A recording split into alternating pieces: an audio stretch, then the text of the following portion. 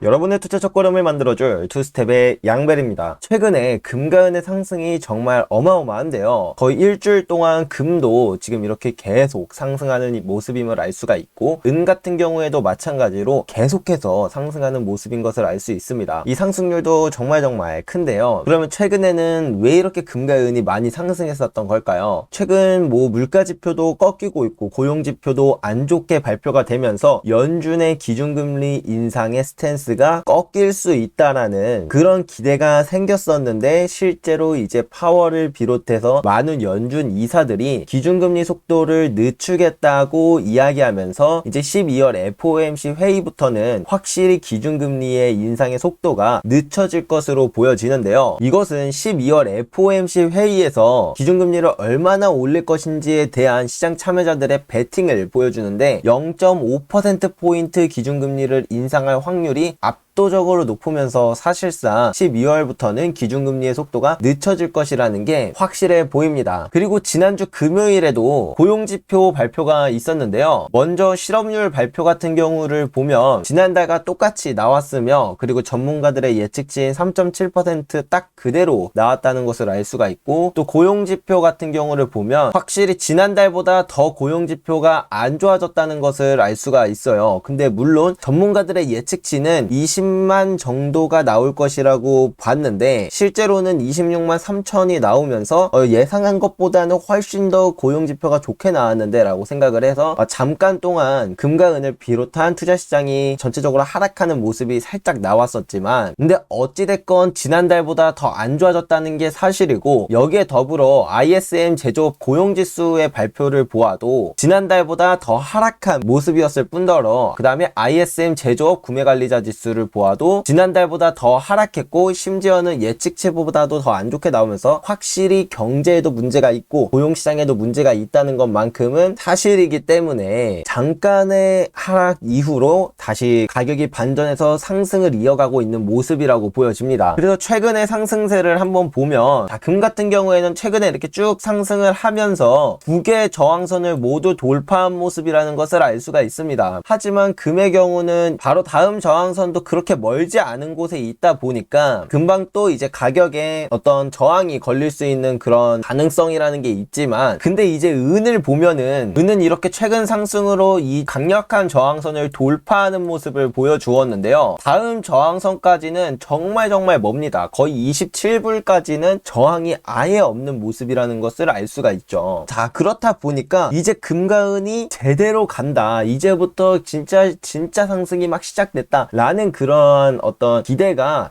커뮤니티 곳곳에 있더라고요. 해외 커뮤니티, 월스트리트 실버라던가 그런 해외 커뮤니티를 보면은 그런 기대가 정말 많은데, 근데 저는 최근에 이 상승에서 조금 찝찝한 부분을 발견을 해서 여러분들도 요거를 좀 인지하면서 투자에 임하시는 것도 좋겠다라고 생각이 들어서 오늘 이렇게 영상을 만들게 되었는데요. 그래서 오늘 우리가 인지해야 될 게 바로 이 미결제 약정이라는 건데요. 이 미결제 약정은 선물 옵션 시장에서 쓰이는 용어예요. 사실 우리가 선물 옵션 시장에서는 상승에 베팅할 수도 있고 하락에 베팅을 할 수도 있습니다. 상승에 베팅을 하거나 하락에 베팅을 하면 이 미결제 약정이라는 게 늘어나요. 그리고 내가 베팅을 그만두고 청산을 하게 되면 이 미결제 약정이 사라지게 되는 거죠. 말 그대로 아직 결제가 되지 않은 계약이다 라는 뜻이긴 한데, 요거에 대해서 그냥 가장 쉽게 이해할 수 있게 제가 자동차 예시를 한번 가져와 봤어요. 우리가 이렇게 자동차가 있는데 기어를 전진으로 놓고 자동차 악셀을 밟으면 자동차가 이렇게 앞으로 나가겠죠. 근데 만약에 이 자동차가 뒤로 가려고 한다면 갑자기 기어를 후진으로 놓고 악셀을 밟을 수가 있나요? 앞으로 가고 있는데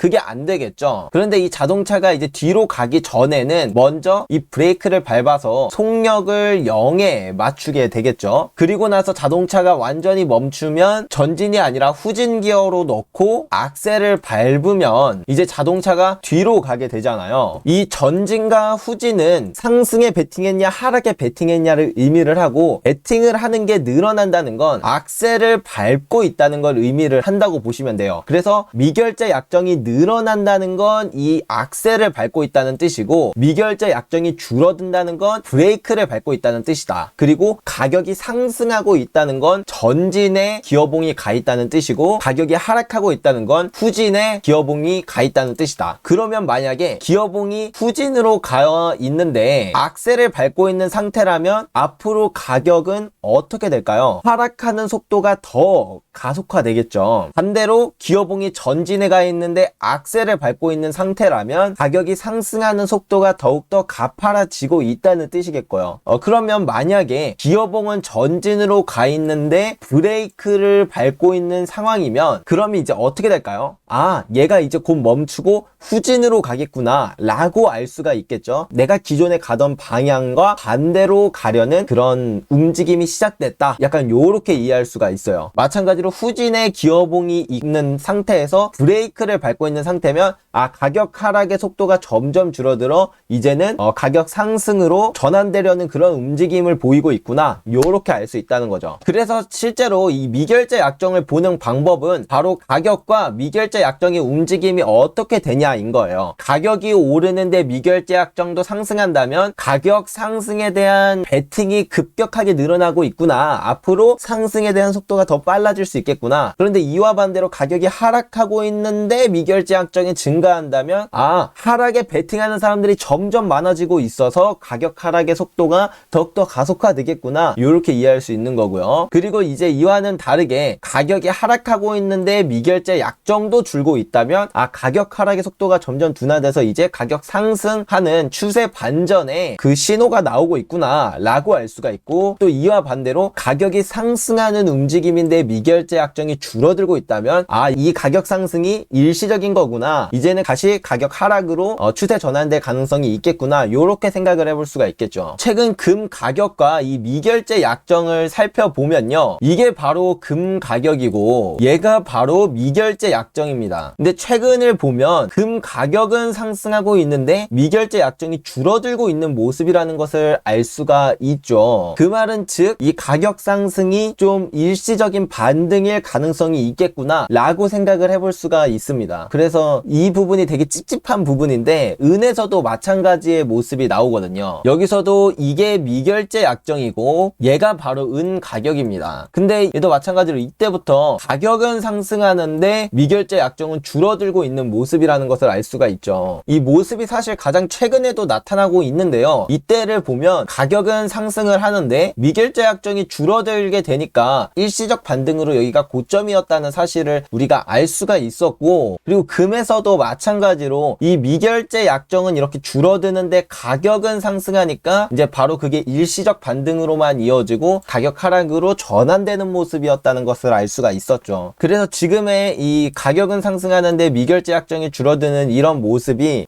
자칫 일시적 반등일 수 있음을 우리가 인지하고, 단순 차트상에서 뭐 고점을 우리가 돌파했기 때문에 앞으로는 여기까지 열려있다, 이렇게 열려있다, 이런 것만 보고 판단을 하기에는 이런 찝찝한 부분이 있다는 점을 우리가 유의하면서 투자에 임하시면 조금 더 도움이 되지 않을까 싶어서 이렇게 오늘의 영상 준비해 봤습니다. 물론 그렇다고 해서 저 역시 뭐 단기 가격 흐름을 예측하고 그것 때문에 내가 갖고 있었던 금과 은을 팔았다가 뭐 가격이 하락하면 다시 사고 이런 식으로 운영하진 않거든요. 오히려 그렇게 단기적으로 포지션을 계속해서 바꾸는 그런 행동들이 오히려 투자를 망치는 일들이 더 많기 때문에 막 뭔가 내 포지션에 큰 변화를 주기보다는 약간 뭐 어느 정도 인지하고 보수적인 대응 정도에 활용하시면 좋지 않을까 싶습니다. 오늘도 영상 끝까지 시청해 주셔서 너무 감사드리고요. 금간시장에 또 이슈가 발생하면 이렇게 바로바로 여러분들께 정리해서 전달해 드리도록 하겠습니다. 오늘도 좋은 하루 되세요.